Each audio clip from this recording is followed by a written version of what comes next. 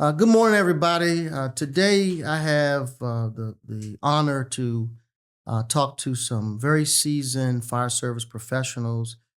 We have the International Association of Fire Chiefs here with us today to talk about the great organization, what it has to offer, how you can get involved, and why this is something that we should think about to not only help our professional development, but also it kind of transitions to how it supports our community. So, real quick, just a short story for me. I've been in Montgomery County Fire and Rescue Service now. You all know for about 18 months, and I kind of reflected on how I arrived in understanding the great organization of the International Association of Fire Chiefs. One of the first things I did when I got here was reached out to the IFC and asked, what does the membership look like here? And what I found is that there was membership, but there was a lot of people that were retired and not a lot of people that were currently working that was in the IFC. So our mantra is that we're a learning organization. And so, if that's such, we have to put our resources behind that to help learn. So one of the things I did was work with our division chief of fiscal management to try to find funding to see if there's an opportunity to get some membership. I wish I could have tried gotten all of our members, but I just couldn't afford that. So I started with our chief officers. So I've done that twice now. And what I realized is that I hadn't done a great job of informing them what and why the IFC is important to you and what you can get from it. So today is really trying to provide that insight, why we can get involved, what it does for the organization, what it does for the individual, and how it helps us support our mission to the community. Unfortunately for me, I didn't know about the IFC until late into my chief officer level. And I don't want to make that mistake that was made with me to others. It's really about knowledge transfer.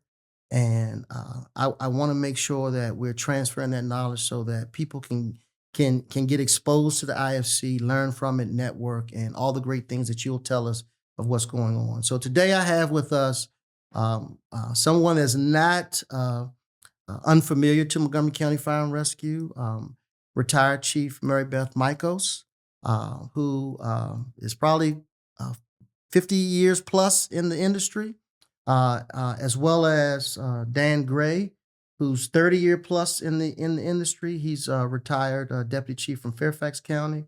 I want to turn it over to them, starting with Chief Michaels, Ms. Michaels, to talk about what your role is in the IFC and your experience and how it's shaped and formed your career.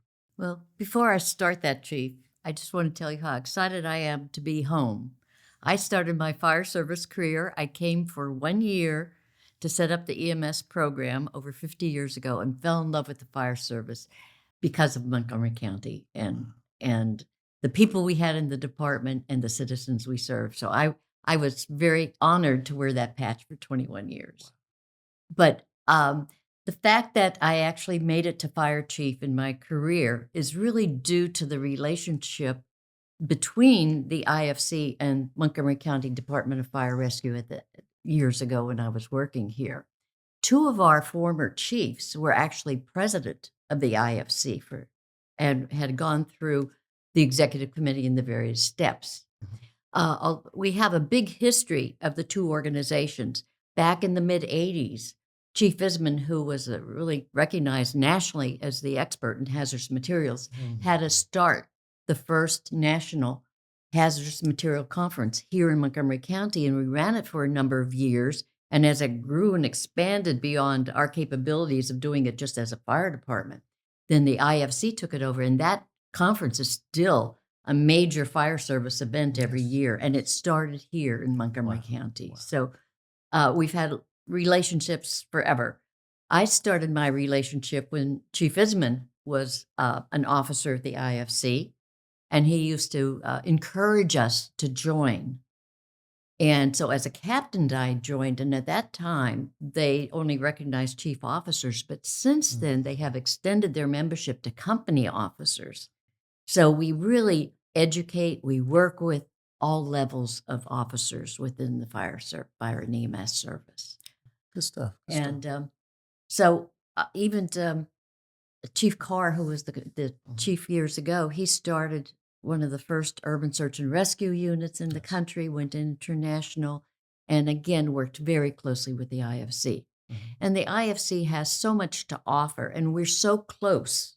Your department is located just across the river from our offices, Yes. which presents a lot of opportunities for people here to get involved, to get to know the staff, to start coming out and sharing the vast information that you have within your people here in the county Mhm.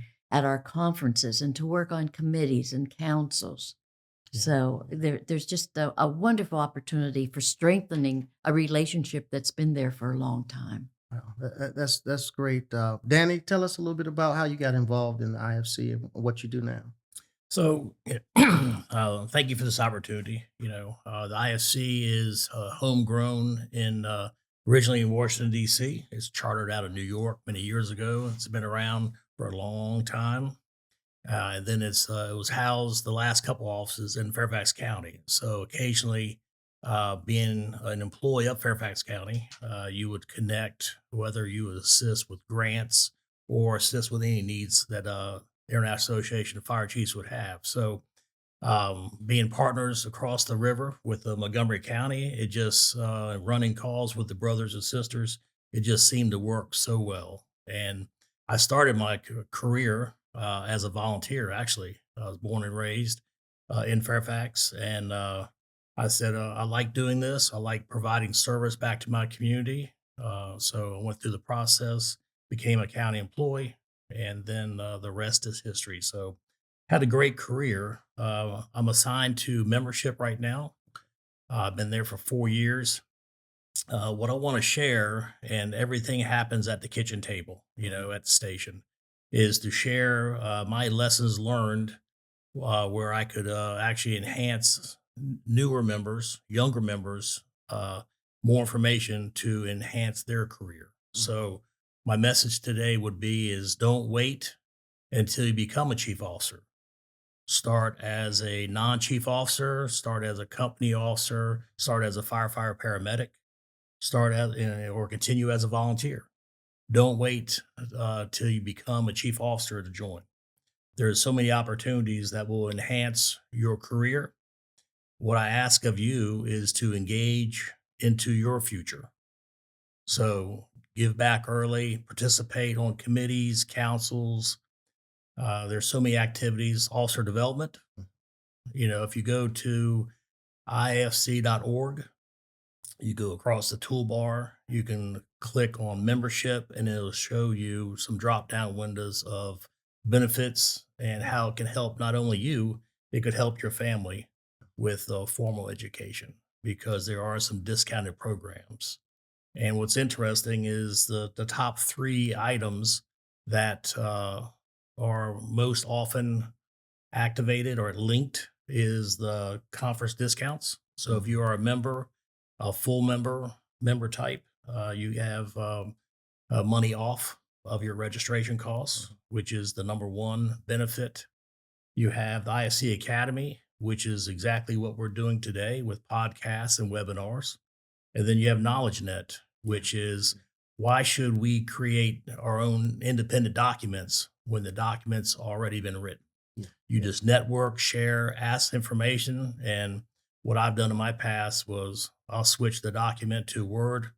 Uh, here it comes. You put your logo on it. It's done deal. And the study for gloves, helmets, whatever equipment that you would like has already been done. Mhm. So you just uh, you just use the resources that the IFC offers, Mhm. and it just enhances your department's capabilities. Wow, that's so one of the things that I know that I've benefited uh, from the IFC is knowledge net. Quite often, we do it regionally within the region of National Capital Region. There's some kind of policy that we're trying to figure out, and somebody's already worked on that, as you mentioned, and then using knowledge net outside of your region, it just spans across the whole service, and that's been very beneficial in my career. The other part that I've learned that has helped me is networking. I mean, it's amazing how you go to these conferences. There's some great instructors, great vendors. You get ideas. You know someone that's already using that or doing that, and then you're able to pick up the phone and call them, and they answer the phone and they give you real world instances of what worked, where they made their best steps, what they would have done differently moving forward, and all those things. You can't get that level of detail elsewhere, and it's just amazing. It's helped me. It's helped the career. I know there's a couple of programs I want to talk about. One of the things that when I was in the city of Alexandria, it was like right during the COVID time frame, we were trying to improve our training, the officer development. So we piloted a domestic fellows program, right? And I think you're familiar with that, right? So Deputy Chief McMaster did a detail to the IFC for about a year and a half. That was a cost that was worth it. We had to endure that cost, but that the return on investment when he came back to the organization, he brought back some of the system-wide training initiatives that we were able to put into place in Alexandria. And that's just another example of how the IFC has been very beneficial in my career. You run a particular program. Can you talk about that for Oh, us? I would love to talk about that. I've been really blessed for the last 14 years to be director of the IFC, Fire Service Executive Development Institute. We call it FESD. Yeah. We put acronyms on to Yes, everything. yes. And every year we take 20 to 24 aspiring fire chiefs, and we put them through a year-long program where we really train them to take all the academic education they have, the fire service education, the experience they have, and apply it to the real world of being a fire chief. I tell people about the first day that I was over in Prince William County as fire chief. I was in my office. I looked around and I thought, "Oh my God, I'm here. What do I do next?" I'm fire chief. I know that Because feeling. back then, nobody really told you what the Yeah. job was. Well, we make sure that these people know how the job is. We give them the tools they need to achieve the jobs and then to be successful at the jobs. Yeah. Motorola Solutions Foundation has supported this program now, and it's really a premier program for turning out fire chiefs. Are you keeping numbers? Yes, we do. We have to do that as part of the grant we get from Motorola. Yes. How many fire chiefs has it produced? We've produced almost 200 in the last 14 years. And besides fire chiefs, we have cohort members who are now serving. Well, one of our members from the 5th class is president of the IFC this year, Yes. Chief Tricia Wolford from Anne Arundel yes. County, another president from Maryland. And we just had the federal administration just appointed Chief Fennessy, who was in the 2nd FESD program, Yeah. as the first United States Wildland Fire Service Director. But we have them serving now on boards of not only the IFC, but all other fire organizations. So they're spreading out there.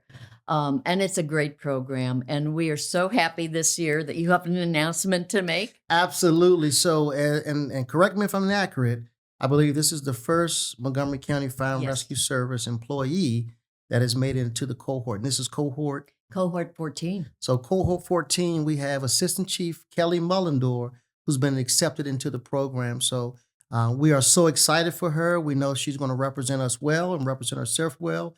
And we aspire to see her with 5 bugles one day. And we're going to do everything we can to support her. So anything that we can do to support the program, just let us know. We're here to Certainly support will. you. Yeah. I've got your number. Yeah. And so, some people may, okay, yeah, we opened it up to company officers, right? Mhm. But you got 5 bugles. And I know that I've been in 2 organizations now as the fire chief. And after a while, they get to know me. But initially, they're a little apprehensive of interacting with me because there's some mystery of 5 bugles that you're some kind of power thing. What is it that we can do or explain to our company officers and others that kind of take away that anxiety that, I too belong to this organization, even if I don't have 5 bugles? What are some things that you can tell the audience to think about? Well, all you have to do is look at the variety of councils, committees, sections that we have. We have 12 different committees and councils. So everybody is invited to join. We have one for EFO officers. We have a company officer committee that is very, very active. We have VCOS, which is our volunteer combination department section. And naturally, that's someone that I belong to, you belong to, because we've come up in the combination system. Yes, yes. Matter of fact, somebody told me one of the reasons I was a lead candidate for Prince William was because I had the experience of working with volunteers.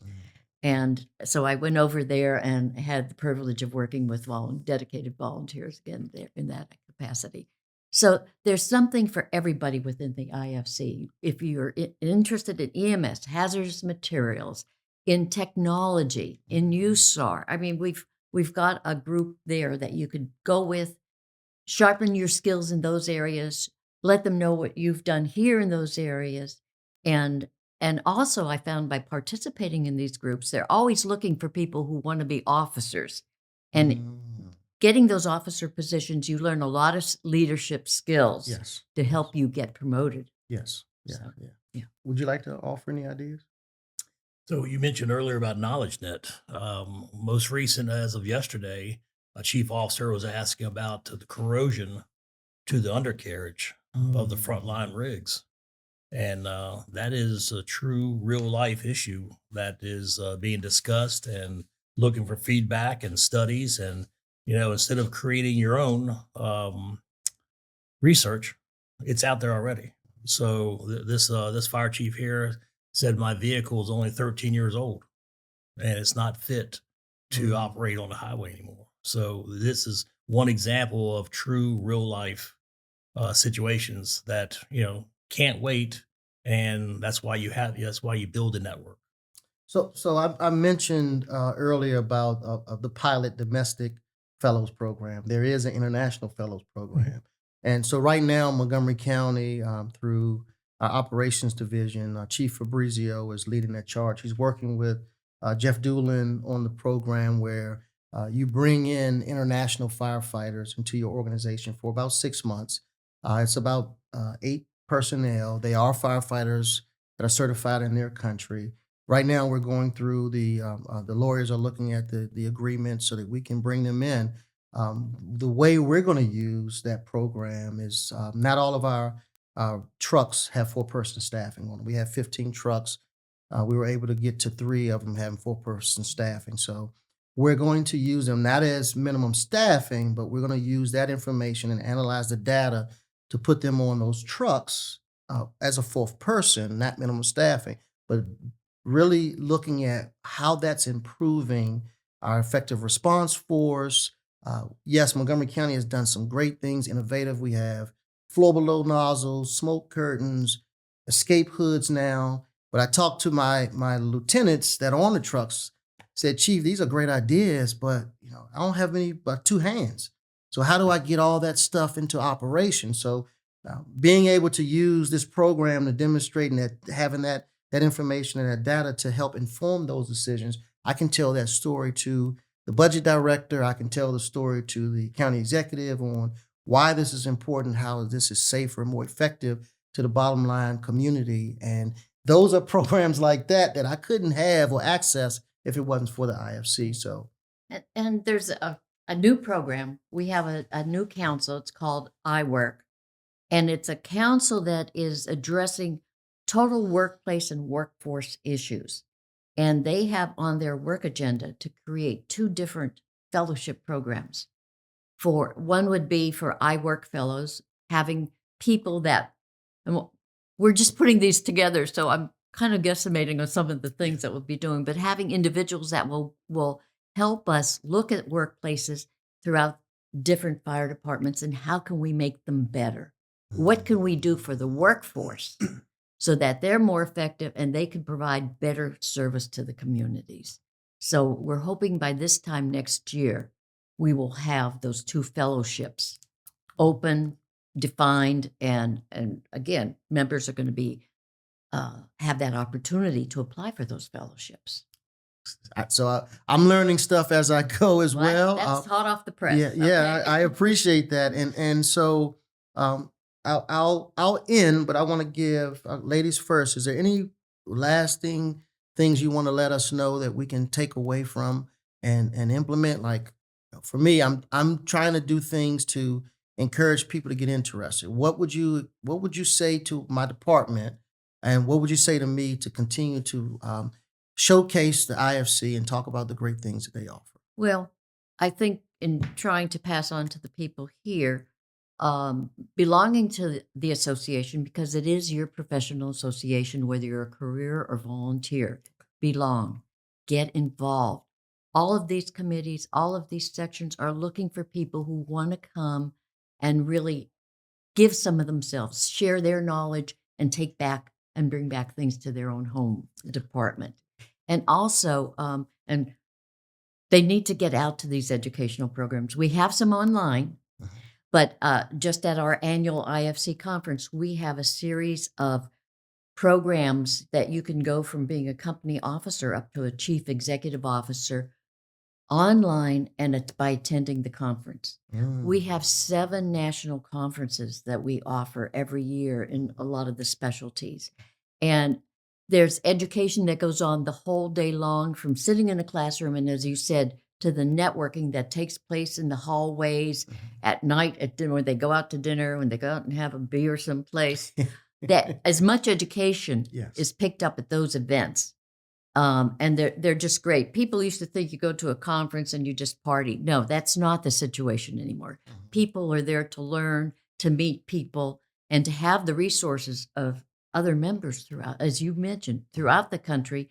And we even bring in a lot of foreign members because we are an international organization. So the opportunities are there, and I just encourage people to take advantage of them. Well, so the smoke hoods, for example, that's how we came to bringing them into operations. We went to a international tall buildings seminar, right. right? And then at Metro Chiefs last year, we had the commissioner from Singapore, and so in our jurisdiction, we have unfortunately a high number of unsprinklered high rises. So what I learned in Singapore is the most heavily populated jurisdiction, and 80% of personnel work in high rises, and 90% live in high rises. So, connecting with someone that deals with high rises more readily than I do, I wouldn't have known that or been able to connect that without the IFC. So that was at the Metro Chiefs conference last year, and that's just another example. So kudos to the IFC, and thank you for sharing those things. Dan, I'll give you the last word. Well, Fire Chief, I want to say thank you for this opportunity. This is a true showing of leadership, of interacting with the IFC. Gives us opportunities to enhance the future fire chief. And that's where, coming up through my career, that was never talked very often about. You didn't hear it at the kitchen table. So what I want to do is, I'm not trying to convince anyone to join.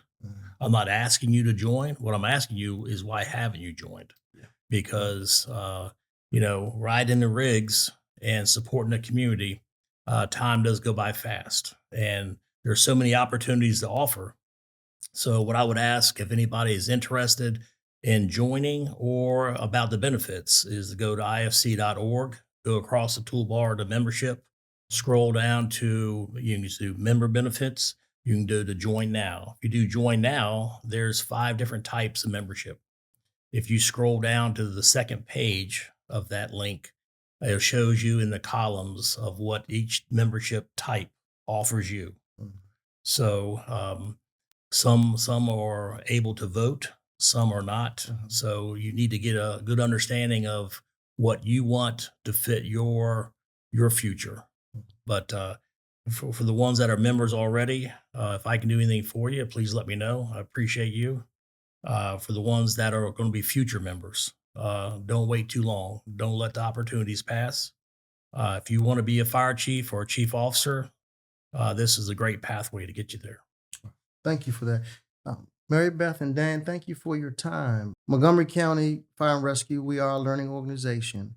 And if we're going to be true to our learning organization motto, then the IFC is a great organization to help us accomplish that. Whether it's your professional development, whether it's networking, whether it's giving your time and talents, you belong and there's a place for you in the IFC. Always be careful out there, take care of one another, and have fun.